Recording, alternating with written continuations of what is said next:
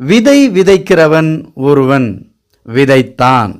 சில விதை வழியருகே விழுந்தது, சில விதை அதிக மண் இல்லாத கற்பாறை உள்ள இடங்களில் விழுந்தது.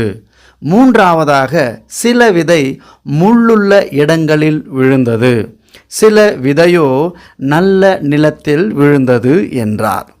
நல்ல நிலத்தில் விழுந்த விதைகள் நாளடைவில் சிலது 100ஆகவும் சிலது 60ஆகவும் சிலது 30ஆகவும் பலன் தந்தது. அன்பு தேவனுடைய பிள்ளைகளே, காதுகள் உள்ளவன் கேட்க கடவன்.